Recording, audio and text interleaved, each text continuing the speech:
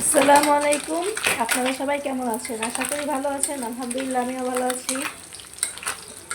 তো এই যে দেখুন, আজকে টাটকিনি মাছ দিয়ে আমি এখানে এই যে লাউ শাক ধুয়ে নিছি।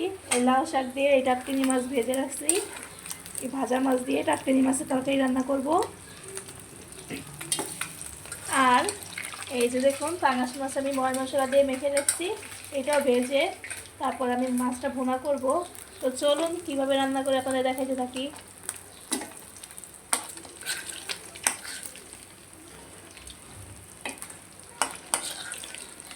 রান্না দেখতে দেখতে অনেকেই আপনাদের জন্য কিছু একটা কথা বলি। আপনারা অনেকেই আছেন আমার ভিডিওটা দেখে চলে যান, লাইক করেন না, কমেন্ট করেন না, শেয়ারও করেন না। তাদের জন্য বলছি, আর ভিডিওটা শুধু দেখে চলে যাবেন না, লাইক কমেন্ট শেয়ার করবেন। এবং যাদের আপনার বন্ধুদের কাছে দিবেন, ভিডিওটা দেখে সাবস্ক্রাইব করে আপনারাও সাবস্ক্রাইব করবেন। কেউ শুধু দেখে চলে যাবেন না আশা করি। এই যে পাঙাশ মাছগুলো দিয়ে দিলাম। দেখুন এখানে টাটকিনি মাছগুলো আমি উঠাই ফেলছি ভাইজা। পাঙাশ মাছগুলো আমি এখানে ভেজে তারপরে হালকা ভাজবো, বেশি এটা ভাজবো না, হালকা ভেজে রান্না করব। এটা বোনা করব। আর এই টাটকিনি মাছ দিয়ে যে লাউ শাক ধুয়ে রাখছি, এই লাউ শাক দিয়ে তরকারি রান্না করব। এই যে দেখুন, এখানে লাউ শাক আর এই সেম মাছ বোনার জন্য আমি পেঁয়াজ মরিচ কেটে নিচ্ছি। কাঁচামরিচগুলো আমি লাউ শাকে দিব, বোনায় দিব না। তো চলুন রান্নাটা কমপ্লিট করে ফেলি। তো এদিকে মাছ ভাজতে ভাজতে এই যে দেখুন, এখানে আমি কড়াই বসায় দিয়েছি শাকের তরকারিটা রান্না করার জন্য। তেলটাও গরম হয়ে গেছে প্রায়। এখন কাঁচামরিচের পেঁয়াজ দিয়ে দিব।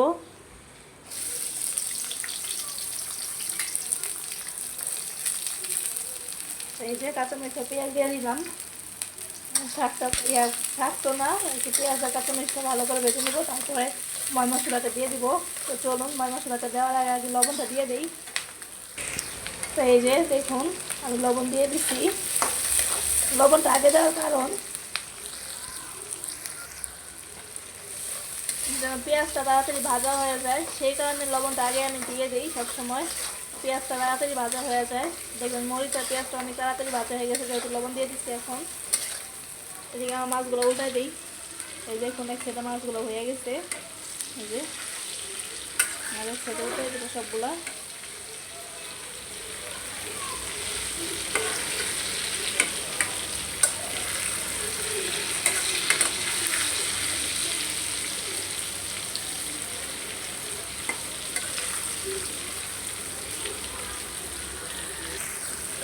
তো এই যে দেখুন, মাছগুলো উল্টাই দিলাম। এদিকে আমার পেঁয়াজটাও দেখুন কত তাড়াতাড়ি ভাজা হয়ে গেছে লবণ দেওয়ার কারণে। তো চলুন এখন হালকা পানি দিয়ে দিই। তো এই যে দেখুন, আমি পানি দিয়ে দিচ্ছি কিছুটা। এখন ময় মশলাটা দিয়ে দিব। তো চলুন ময় মশলাটা দিয়ে দিই।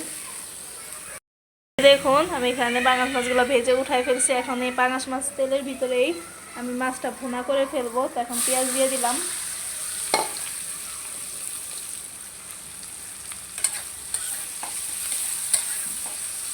এদিকে ময় মশলাটা দিই নাই, দিয়ে দিব এখন।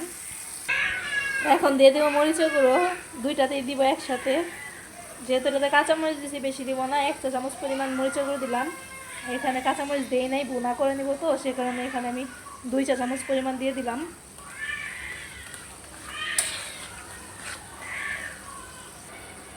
এখন দিয়ে দেবো হলুদের গুঁড়ো, 1 চা চামচ পরিমাণ হলুদের গুঁড়ো। এখানেও আমি 1 চা চামচ পরিমাণ হলুদের গুঁড়ো দিয়ে দিলাম। এখানে আমি ধনিয়া গুঁড়ো দিয়ে দিচ্ছি 1 চামচ, জিরে গুঁড়ো দিয়ে দিচ্ছি 1 চামচ। সেমভাবে এখানেও আমি ধনিয়া গুঁড়ো দিয়ে দিচ্ছি আর জিরে গুঁড়ো দিয়ে দিচ্ছি 1 চা চামচ করে। এখানে কিন্তু আমি আগে অফ ক্যামেরায় আমি আদা রসুন বাটা দিয়ে দিচ্ছিলাম, সেটা করে দেখাতে পারি নাই। তো এখন মশলাটা ভালো করে কষায় তারপর শাকটা এখানে দিয়ে দিব আর এখানে মাছ দিয়ে দিব। তো এই যে দেখুন, মশলাটা কষায়া পরে মাছটা দিয়ে হালকা কষায় তারপর ঝোল দিয়ে দিছি। মাছটা এখন পাঙাশ মাছ দিয়ে দিছি। এখানে আমি শাকও দিয়ে দিছি। শাকটা এখন ঢেকে দিব, মাছটাও ঢেকে দিব। তো চলুন ঢেকে দেই। তো চলুন এখন শাকটা ঢেকে দেই। তারপর আস্তে আস্তে যখন কমে যাবে তখন লেড়ে দিব, আর একবার রান্না হলে আপনাদের দেখাবো। এই যে এখন দিয়ে দিব, এটাও পাঙাশ মাছেরটাও আমি কমায়া দিয়ে তারপর আস্তে করে চুলাটা কমাই দিয়ে তারপরে ঢেকে দিলাম। এখানে আমি শাকটাও ঢেকে দিলাম। শাকটা যখন কমে যাবে, এই যে দেখুন শাক একবারে ভরপুর, আস্তে আস্তে কমে যাইতেছে অনেকটা, আরও কমে যাবে, তারপর নেড়ে দিব। মাছটা বোনা করা হয়ে গেছে, এদিকে আমার শাকটাও কষানো হয়ে গেছে, মাছ দিয়ে দেবো শাকে এখন। এই যে দেখুন আমার শাকের তরকারি হয়ে গেছে, এই চুলে আমি ভাতও বসাই দিছি, আমার ভাতও হয়ে গেছে দেখুন। তো আজকে ভিডিওটা আর বেশি একটা বড় করবো না, আজকে ভিডিওটা এই পর্যন্ত, আগামীকাল আপনাদের সাথে আবার দেখা হবে। আজকের জন্য বিদায় দিলাম, ভালো থাকবেন, সুস্থ থাকবেন, আল্লাহ হাফেজ, আসসালামু আলাইকুম রহমতুল্লাহি আবার।